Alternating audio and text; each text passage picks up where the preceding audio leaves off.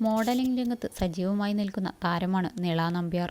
പലപ്പോഴും hot photoshoot നടത്തിയതിൻ്റെ പേരിലാണ് Nila ശ്രദ്ധേയയായത്.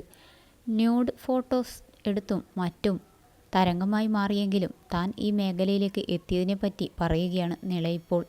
Glamour വേഷം ധരിച്ചതിൻ്റെ പേരിൽ മതത്തിൽ നിന്നും തന്നെ പുറത്താക്കിയതോടെയാണ് ഈയൊരു മേഖലയിലേക്ക് എത്തുന്നത്.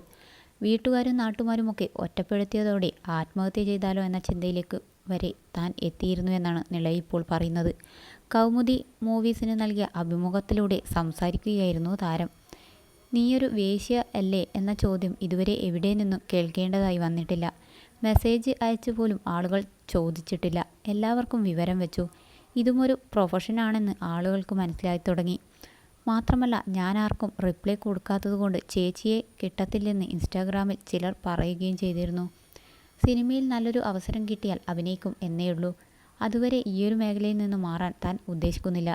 ഇതിലേക്ക് വന്നതിനെ ഓർത്ത് ഒരിക്കലും വിഷമിക്കേണ്ടതായിട്ടോ സങ്കടമോ ഇതുവരെ തോന്നിയിട്ടില്ല. കാരണം അത്രത്തോളം ആലോചിച്ചിട്ടാണ് ഇതിലേക്ക് എത്തിയത്. ഇടയ്ക്ക് ഞാനും ഭർത്താവും കൂടെ ആത്മഹത്യ ചെയ്യാൻ ശ്രമിച്ചിരുന്നു. മക്കൾ ആയതിനു ശേഷമാണ്. കമ്മ്യൂണിറ്റിയിലും മറ്റുമൊക്കെ പ്രശ്നം ഞങ്ങളോട് മാത്രമായിരുന്നല്ലോ. പിള്ളേരെ അവർ വന്ന് കൊണ്ടുപോയിക്കൊള്ളുമല്ലോ എന്നേ ചിന്തിച്ചിരുന്നുള്ളൂ.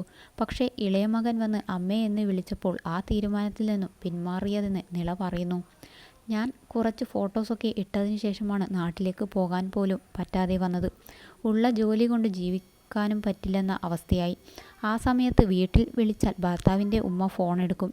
എൻ്റെ ഉമ്മയും ഉപ്പയും ഫോൺ ബ്ലോക്കാക്കി. എല്ലാം നിർത്തി ഇനി നാട്ടിലേക്ക് പോകാമെന്ന് തീരുമാനിച്ചു. അങ്ങനെയാണ് വിളിച്ചു നോക്കുന്നത്. പക്ഷേ ഫോൺ എടുക്കാതെ വന്നു. ഇതോടെ ഞാനും ഭർത്താവും ഒരുമിച്ചിരുന്ന് സംസാരിക്കുമ്പോൾ ഇനി മതി, നിർത്തിയിട്ടങ്ങ് മരിച്ചാലോ, പിള്ളേരെ ഇഷ്ടമുള്ളതുകൊണ്ട് അവർ നോക്കിക്കോളും എന്ന് ചിന്തിച്ചു. നിനക്ക് എന്തു പറ്റി, ധൈര്യമൊക്കെ ചോർന്നു പോയോ എന്നാണ് ആദ്യം പുള്ളി ചോദിച്ചത്. ധൈര്യമില്ലാത്തതല്ല, അതാവും നല്ലതെന്ന് തോന്നിയെന്ന് ഞാനും പറഞ്ഞു. മരിക്കാമെന്നത് എൻ്റെ തീരുമാനമായിരുന്നു. ആദ്യമൊക്കെ ഓരോരുത്തർ ആത്മഹത്യ ചെയ്തു എന്ന വാർത്ത കേൾക്കുമ്പോൾ ഇങ്ങനെ മണ്ടത്തരം ആരെങ്കിലും കാണിക്കുമോ എന്നൊക്കെ ചിന്തിച്ചു. പക്ഷെ സ്വന്തം ജീവിതം വന്നപ്പോഴാണ് മരിക്കാൻ വളരെ എളുപ്പമാണെന്നും ജീവിക്കാനാണ് ബുദ്ധിമുട്ടെന്ന് മനസ്സിലാക്കുന്നത്. ഞങ്ങൾ മരിച്ചത് എല്ലാവരും അറിയണമല്ലോ എന്ന് കരുതി വാതിൽ തുറന്നിട്ടു.